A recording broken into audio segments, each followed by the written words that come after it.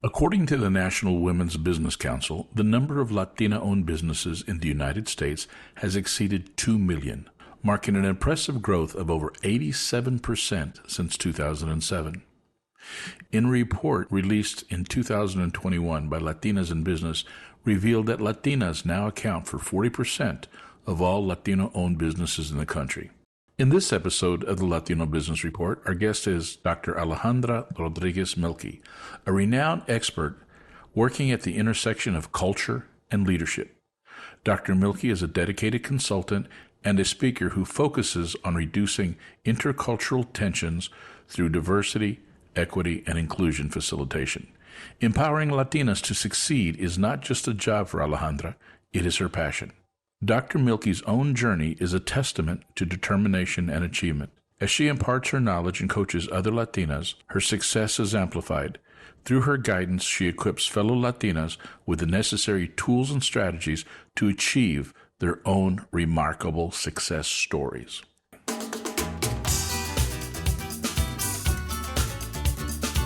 Welcome to the Latino Business Report.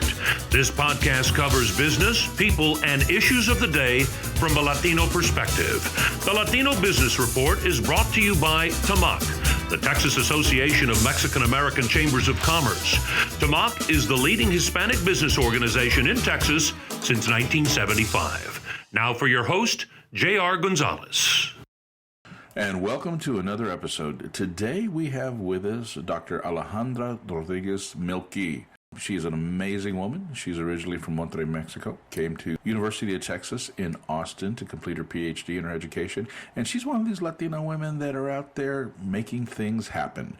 One who's never satisfied with the status quo, is proud of her heritage, and keeps pushing the envelope to educating more women to make sure that they reach their full potential. Dr. Mielke, thank you very much for being with us today. Thank you for having me, JR. It's a pleasure to be here today. Oh, the pleasure is mine. It really is. But let's give a little bit of background on yourself. You're from Monterrey, Mexico, and then you came up to the U.S. Can you just kind of give us some background before we get into your business a little bit so the listeners can kind of have a better understanding of who you are and where you come from? Sounds good. Excellent. It will be my pleasure. Well, yes, I was born in Monterrey, Mexico, and I worked in the education field for a long time. I got my master's there in Mexico until I had the great idea of applying to an American university. It had been my dream to come to study in an American university. And of all the places, I chose UT Austin because it was close to Mexico. It was going to be close to home. And of course, it's a fantastic university.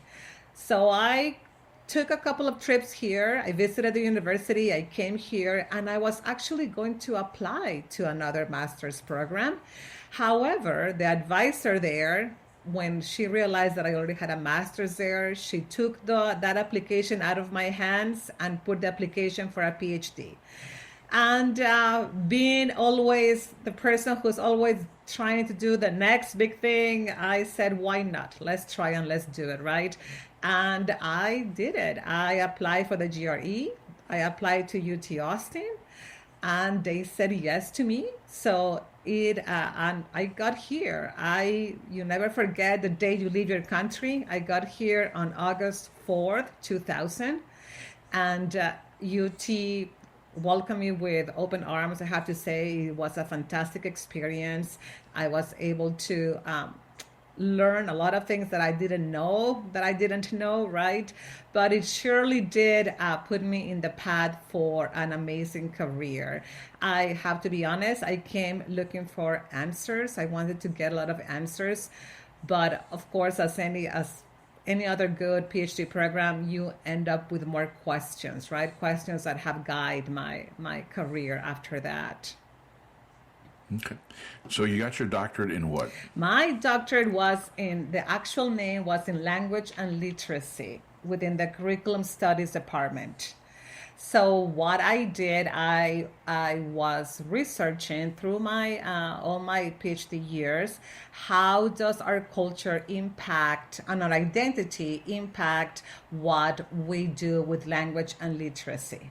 So that was my first kind of project about how is this thing about culture, specifically our culture, a Latinx culture, how does that impact what we do, how we show up in the world, right? How do we just be people, right? So my work was around how does culture impact what we do with language, what we do with our writing, our reading, right? Because it's important to understand that if you see it from the point of education, to understand what is the best way to provide education to individuals, specifically the Latinx community. So that was my PhD. That was my program. When you say the best way to, so in other words, the best way to communicate with them so they can have a better understanding of what they're learning. To understand what is the culture, how does that impact what they're gonna do. So we talked a lot about culturally responsive teaching, like make sure that we are not teaching just in a very generic way, but that we take into consideration what they bring to the game in terms of cultural understandings, cultural behaviors, cultural values, right? So we push a lot to ensure that these students could be seen as members of a specific culture, that could be understood like that, right? So we're always trying to find ways to connect with them in more meaningful ways. Yeah.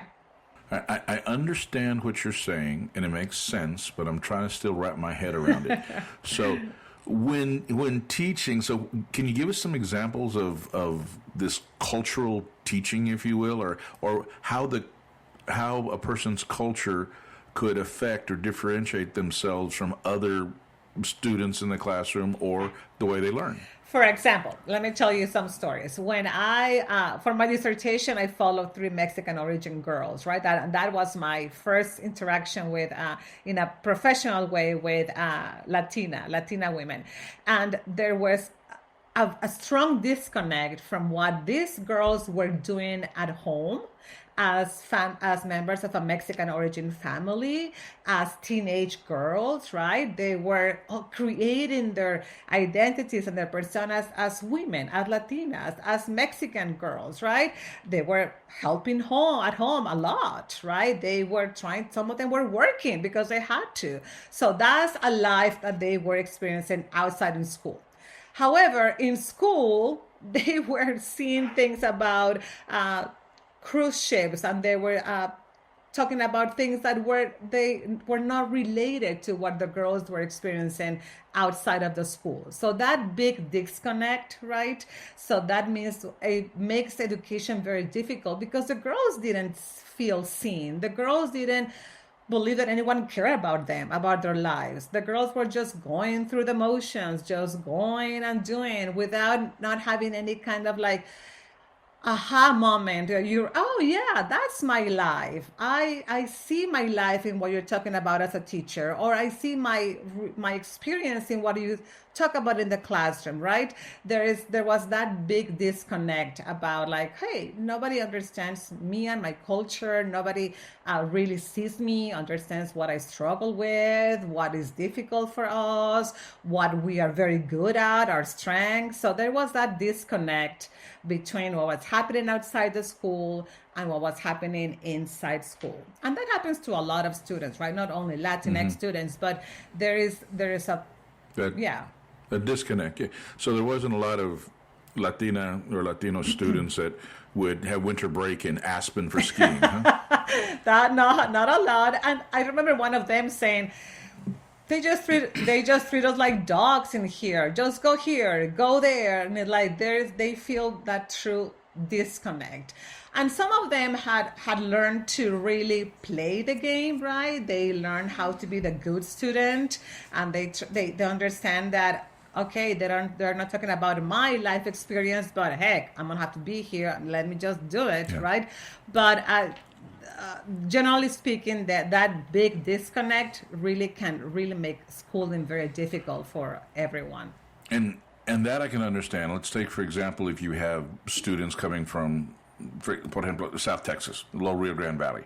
Now they're born there, they're raised there, they go to high school, then instead of going to Pan American, they come to University of Texas, or they go to out of state, or they end up at MIT or Yale or Harvard or something. I mean, that is a whole different culture. I mean, it's kind of like college life is so different anyway, but then the whole cultural differences, and especially in some parts of the country where you're one of the very few Latinos or Latinas on campus, it makes it difficult for them. So I can see how the whole educational type thing, it's important to include cultural values and understanding in a person's professional and personal development. Yeah, just to be aware, right? I mean, that there are so many different ways of being, of working, of living, and that if we could all learn how to be that culturally aware, things would be much, much better. There was another example of these students, and I thought about it because you mentioned South Texas, how they were students who were migrant workers, right? Migrant farmers, and you said about Christmas, right? So it was January, and there were two brothers who tell this story, how they were in the classroom, and the teacher had every student say what they had gotten for Christmas, right? And the brothers, they say like, oh, we were just kind of getting ready to make up something because we didn't get anything for Christmas. And they were like, okay, should we say a bike? Oh yeah, you say a bike and I say a football. Okay, yeah, ready. And they were like waiting for their turn, and they would be like, oh yeah, I got a bike. And the brother, oh yeah, I got a football. Well, they did not get anything. So that disconnect is going to really make things very difficult in education and in the workplace as well, right? Okay. And with a growing Hispanic population across the country, it is important to understand those cultural differences. Now, Alejandra, stepping on, so you got this degree, you got your PhD. Congratulations on that, and of being brave enough to do so, because I know there's a lot of differences. Then what happened to you? And then, more important, how did you start your first business? So after my PhD, I did not go for a professorship. That's kind of the usual route that people take. I was not going to leave Austin, and it was very close to Mexico, so I was in a good spot. So I worked at the UT for some years, doing research, educational research for this and research unit within the College of Education. After a while, I decided to become a consultant. So I did a lot of consulting work. And after a while, when it was an important year in my life, age-wise, I decided to go and see how all those Latinx or Latino students that I had seen in the classrooms and that I had seen in school districts, how they were doing once they were knocking the doors of corporate America. I decided to become a consultant for the for-profit world, for organizations, and I decided to help them with their diversity, equity, and inclusion efforts. And I decided to also become a coach for Latinas. So around 2019, I made the jump and created my first business, my first company, which was scary. It was scary. I had never done that before. I did not even know how to open an LLC, which turned out it was very easy. So I did that. I created a website. I did all that. And that's how I took that big jump to be a more formal and not only an independent consultant. So I really had that desire to ensure that organizations knew how to specifically leverage Latino leadership. I believe that there's a lot of potential in the Latino community, and I really wanted to help organizations leverage that Latino potential and talent. So doing that through DEI work, diversity, equity, and inclusion, and through coaching Latina leaders was a good way for me to bring all my experience into the for-profit world. Now, the name of your company, I believe, was Latina Power Consulting? Latina Power Coaching. Coaching, I'm sorry. Yeah, that's Latina fine. Power Coaching. Now, when you're talking about teaching corporate America to leverage, can you explain that? Go into a little more detail of what you mean by that? So I do that by making first of all, there's a lot of knowledge and learning that happens, right? I help organizations understand that when an organization is diverse, it's going to be more profitable. When an organization is inclusive, they're going to be able to be more creative and innovative, right? So that is the level of knowledge that they need to get. And there's actually facts to back There's this up. I mean, when research will say and document that when you're inclusive and you include more different ideas and people of different cultures and backgrounds, that you're more productive and more profitable. Exactly. Because when you have all these different perspectives and different points of view, what happens is that everyone has to work a little bit harder to understand, to respond to other ideas. So the work is going to be more robust. It's going to be more sophisticated, right? Because you are not in a very comfortable space of like, oh yeah, everyone thinks like me. It's going to be always the same solution. But on the other hand, you are pushed to consider new ideas. You are pushed to respond differently. So that makes any kind of work better, more innovative, more creative. So people have been able to found and confirm that, right? So that's the first thing. Now, living in Texas, right, and which is so close to more than 40% Hispanic, right? And even the whole country, the way that we are growing as a demographic group, I believe is imperative and crucial for organizations to understand that this demographic, the Latino demographic, has all this potential. So if you bring them into your corporation, if you develop them, and if you groom them into make these the leaders that you need, your organization is going to be it's going to benefit from that, right? So when I say leverage, is to understand like, yeah, let's bring all the creativity, the resilience, their hard work, all the work ethic that they have, the ideas, to make sure that you can bring all that and put them in to benefit your organization. So that's what I mean when I talk about leveraging Latino leadership. Because as you will know, the numbers are just amazing, right? We are growing and growing in ways that are going to completely change this country, demographically speaking. No, absolutely. So, yes, I think corporations need to recognize that you just can't have Taco Tuesday in the cafeteria and say that you're being inclusive. It takes a little bit more.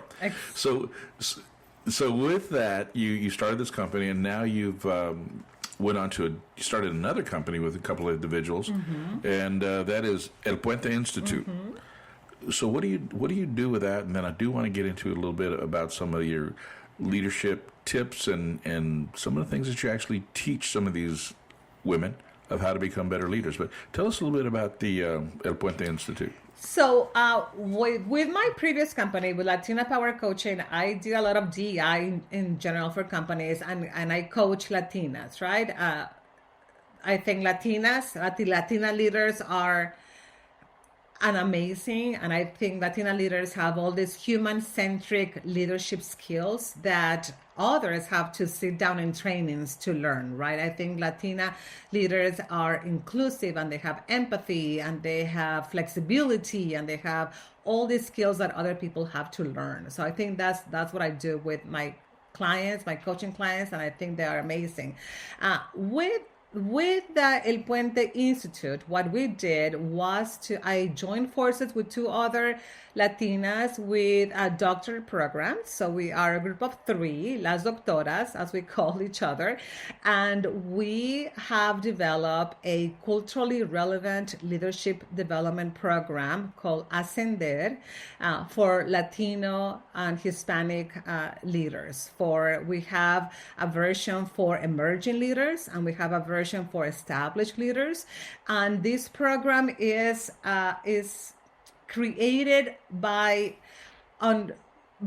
based on the foundation that we have a specific cultural drivers or cultural scripts that impact our performance, our actions, and decisions. And what we have found is a lot of us sometimes are not 100% or very much aware of these cultural narratives, cultural drivers, as we call them, that guide our actions, right? And sometimes some of those cultural scripts keep us playing very small, keep us playing in very safe ways, right? Do not let us really show up as powerful as we should be. So we want to ensure that through our program, we help people, individuals understand that culture, those cultural drivers. And based on that, we help them be aware, because we say when you can name them, you can tame them. So once you know them, you can use them in your benefit, right? Or you can maybe bring them down a little bit so you can really show up powerfully and authentically. So that's what we do. We also have other services in terms of other kind of trainings, but our flagship product is Ascender, as a leadership program that is based on these cultural drivers. Okay. That makes sense. Now, for the benefit of the listeners and for the benefit of myself, as we know, in the United States, the Latino population is continuing to grow and will probably double one more time before it plateaus off. You have in business itself, I mean, over the past decade, in businesses, there's been about a 44% growth rate amongst Latino-owned businesses compared to about a 4% growth rate with everybody else. But we're also looking within the Latino market, you're looking at Latinas, women, are growing their businesses or starting businesses 6-7 times faster than any other market. So I have to question you, Dr. Mielke, why? What is it? You touched on some of the points. And from what I heard you saying is that a lot of these skill sets required to be successful, to be good leaders and successful in business, are kind of an innate quality that Latinas have. But how does that kind of translate, and more importantly, from a Latino always trying to figure out Latinas, which I'll never, probably at the end of my life, never figure it out completely, or just women in general. What natural instincts do they possess that enables them to be so successful in leadership and in business? Well, there's a lot of entrepreneurs that are Latinas, and this is what I think and I believe. And of course, sometimes they do it because of need, because sometimes the places where they work are so non-inclusive that it's better for them to start their own business and try to do it on their own, right? Than try to keep working in these places that are not inclusive, that are not inviting, that are not welcoming, right? When microaggressions after microaggressions has pushed them outside of those places, right? No opportunity for advancement. Mm-hmm. They're doing all the work. Somebody else is getting the credit. Exactly. So at some point, they're like, I'm going to do it on my own. I'm going to show how powerful I am. And when you do it on your own, you have all this freedom to really show up as who you are, right?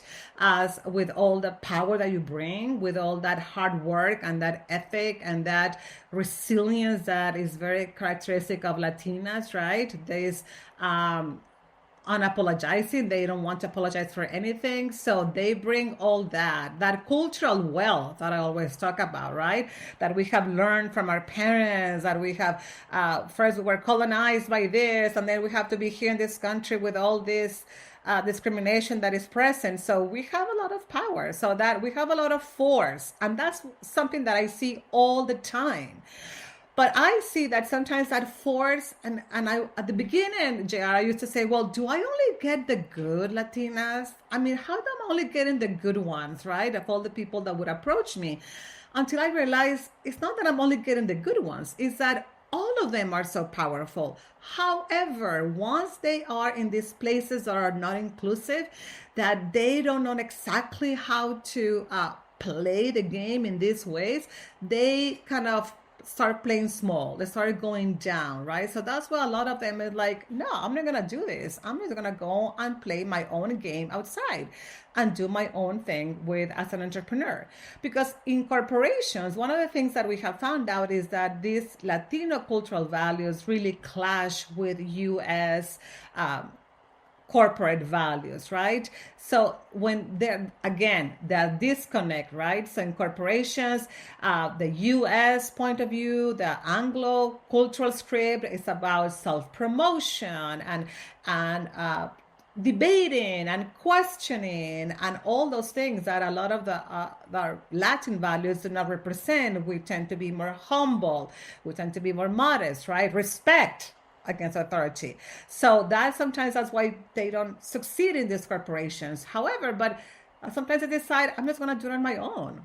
And they have all the right because they have the power, the talent, and everything, right? Sometimes it's like, yeah, let's go and do it on your own, right?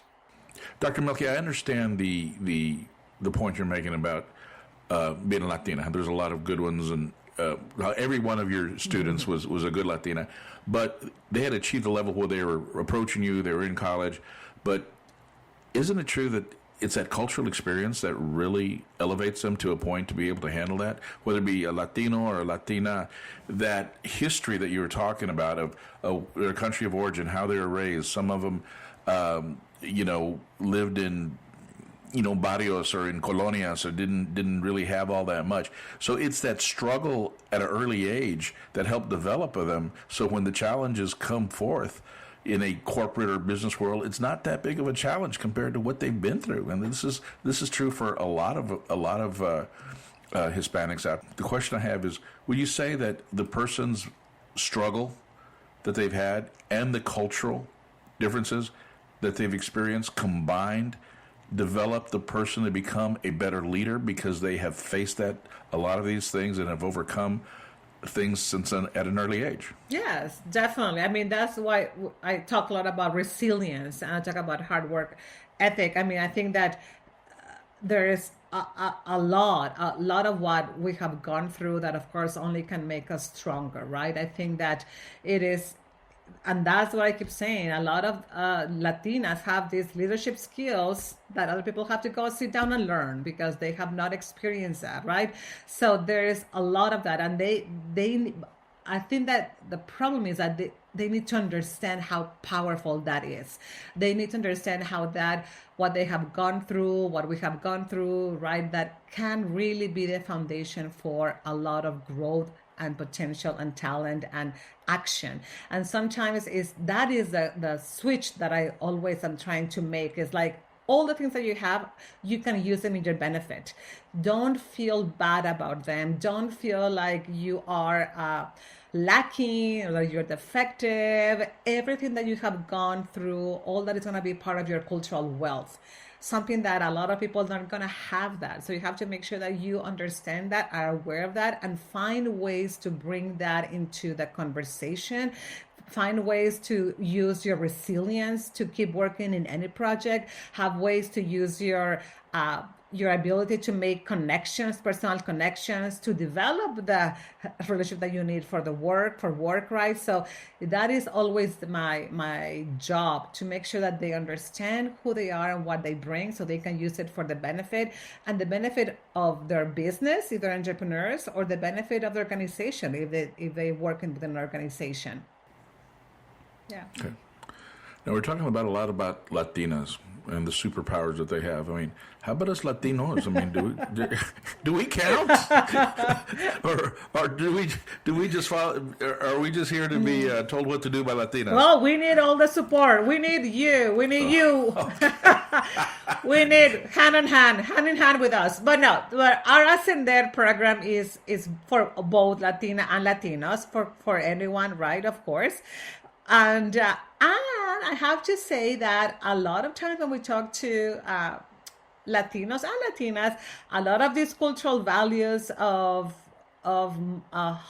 humility and modesty and a problem with self-promoting and also affect Latinos. It's not only for Latinas, they also affect Latinos. So it's very clear that as a culture, we have developed a lot of these cultural scripts, and we need to be very aware of them first, and to make sure that we can use them in a way that help us, or in a way that, or when they don't help us, see how we can deal with them, right? To reduce them, right? So there's a lot about, for example, self-promotion, right? Like anything about talking about our accomplishments, using the word I, we tend to use the word we. So there's a lot of things that we can learn. And of course, I'm talking about in generalities, right? Archetypes. There are many ways Sure. that people are different, but at the same time, there are a lot of commonalities that I see. So even Latinos can express some of these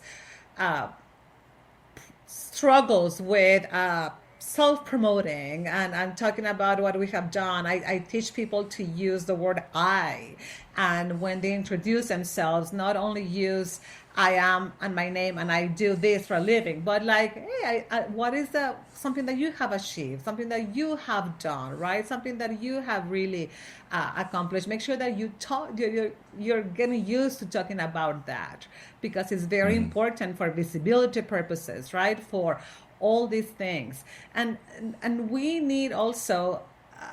As we need to work together, right? We need to be united and work together, regardless of gender, towards the benefit of the Latinx community, right? Okay. Well, Dr. Mielke, thank you very much. And I do not want to leave this podcast without giving you an opportunity, or asking you, if you would, be so kind.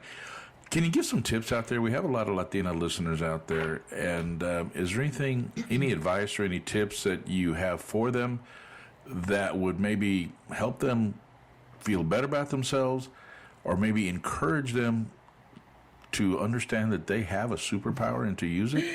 Oh yeah, they do have a lot of superpowers. And I always talk first about self-awareness, right? I think there is always any kind of journaling, any kind of, it's gonna sound a little bit crazy, but meditation, any kind of time when you really take 5-10 minutes here and there to really write down about you as a person, as a professional. Write it down. Make sure that we remember that. Make sure that it stays there with you. I also talk, if you work in a corporation, make sure that you have a brag book. Make sure that you write down everything that you have done, every single accomplishment. A brag book? Brag book. Brag book. Okay. Because sometimes it happens that it's time for your performance evaluation, and the manager knows more about what you have done, and it cannot be the case.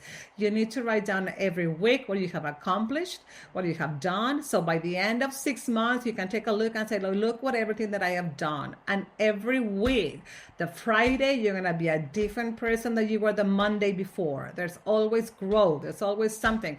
Even if it was, I don't know, whatever, as small as you think it is, write it down. So a brag book, is going to help with self-awareness. Also, language. That's a very important thing to keep in mind. Your internal dialogue, what you think and say about yourself, and you say to yourself continually. You have to watch. What are you telling yourself all the time? Because a lot of those things come true. So language is very important. Language for what you tell yourself, right? Make sure that you keep the language very positive. Like I always try and use words like I have, I create, I'm grateful for, right? So that's very important language. And the language that you use to talk to others about you, right? Make sure that you keep that in mind. What language are you going to be using with others to talk about you? So language, self-awareness, and also the last thing is your personal board of directors. Who are your people? Who do you hang out more with? Who are your connections? Who are those people? Choose them well, because that community is going to serve you well if you chose them well, right? And your board of directors, your personal board of directors can be what some people have name your vaccines, your social vaccines when you live in worlds that, or you live and work in worlds that are not very inclusive. So the people that you surround yourself is key. What are they talking about? What is the conversation? What are you dealing with, right? So the people, the language that you use for yourself and with others, and your self-awareness, and your brag book. That would be 3 tips. Well, thank you very much for those tips. And never consider doing a brag book, but some people think I do enough of that without a book, but okay. That's a good tip to have. That's the other thing, right? Culturally, the word brag has a very this emotion, right? The word brag brings this emotions like, I don't want to brag. And again, it's cultural. Yeah. And we have to make sure that we keep all those things close to us. Exactly. Like I learned to tell people a long time ago, I'm not conceited, I'm just convinced. Exactly. Well, Dr. Mielke, thank you once again. Ladies and gentlemen, you've been listening to the Latino Business Report. My name is J.R. Gonzalez. I've been your host, and we've been here with Dr. Alejandra Rodríguez Mielke of El Puente Institute. Dr. Mielke, thank you for being with us. Remember, folks, you can listen to the Latino Business Report on latinobusinessreport.com or anywhere you listen to your favorite podcasts. We also have our complete library on YouTube under the same name, Latino Business Report. Till next time, have a great day and be careful out there. And Latinas, you have a superpower. Use it.